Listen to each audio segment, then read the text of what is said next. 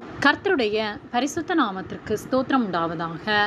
கர்த்தராகிய இயேசு கிறிஸ்துவின் நாமத்தில் உங்களுக்கு கிருபையும் சமாதானமும் உண்டாவதாக. இந்த நாளுக்குரிய தியானத்திற்கான தேவ வார்த்தை மத்தேயு அதிகாரம் 8 வசனம் 15. அவள் கையை தொட்டவுடனே ஜுரம் அவளை விட்டு நீங்கிற்று. அவள் எழுந்திருந்து அவர்களுக்கு பணிவிடை செய்தாள். பிரியமானவர்களே, கர்த்தருடைய பிள்ளைகளாகிய நாம் எந்த சூழ்நிலையிலும் கர்த்தரை நம்பி அவரையே சார்ந்திருக்க வேண்டும். மத்தேயு 8:15 அவள் கையை தொட்டவுடனே ஜுரம் அவளை விட்டு நீங்கிற்று. அவள் எழுந்திருந்து அவர்களுக்கு பணிவிடை செய்தாள் என்று சொல்லப்பட்டுள்ளது. பேதுருவின் மாமி ஜுரமாயிருந்தபோது கர்த்தராகிய இயேசு கிறிஸ்து அவளை தொட்டு சுகப்படுத்தினார். வேதத்தில் இன்னும் அநேகரை கர்த்தர் தொட்டு சுகமாக்கியதை குறித்து நாம் தியானிக்கின்றோம். அவரிடம் வந்த அனைவரையும் அவர் சுகப்படுத்தினார். நாமும் ஒருவேளை பலவீனத்தோடு காணப்படலாம்.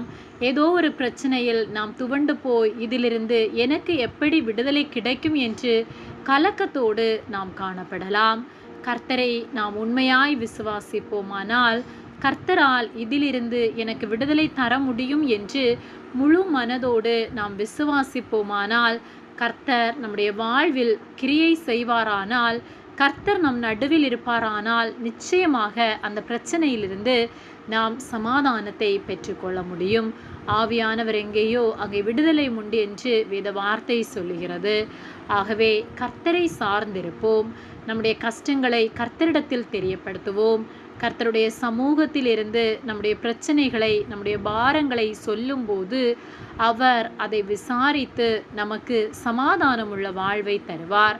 ஆகவே எல்லா சூழ்நிலையிலும் கர்த்தரை மட்டும் சார்ந்து வாழ்வோம்.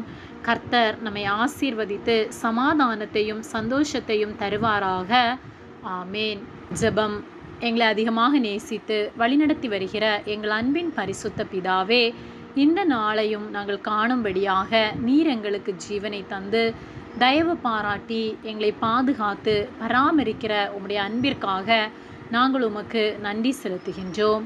இந்த காலை வேளையிலும் உம்முடைய சத்திய வார்த்தைகளை நாங்கள் தியானிக்கும்படியாக நீர் எங்களுக்கு தந்த இந்த நேரத்திற்காக நாங்கள் உமக்கு நன்றி செலுத்துகின்றோம். நாங்கள் தியானித்த வார்த்தையின்படியே நாங்கள் உம்மை சார்ந்து எல்லா சூழ்நிலையிலும் உம்மையே நம்பி வாழ நீர் உதவி செய்யும்படியாய் ஜெபிக்கின்றோம். உம்மால் கூடாதது ஒன்றும் இல்லை என்பதை உணர்ந்து உம்மிடம் எல்லாவற்றையும் தெரியப்படுத்தி உம்மிடத்தில் இருந்து விடுதலை பெற்றுக்கொள்ளத்தக்கதான கிருபைகளை நீர் எங்களுக்கு தரும்படியாய் ஜெபிக்கின்றோம். உதவி செய்கிற அன்பிற்காக நன்றி செலுத்துகின்றோம். எங்களை உம்முடைய கரத்திலே ஒப்பு கொடுக்கின்றோம். இயேசுவின் நாமத்தில் ஜெபிக்கின்றோம் பிதாவே. ஆமேன். கர்த்தர் உங்களை ஆசீர்வதிப்பாராக.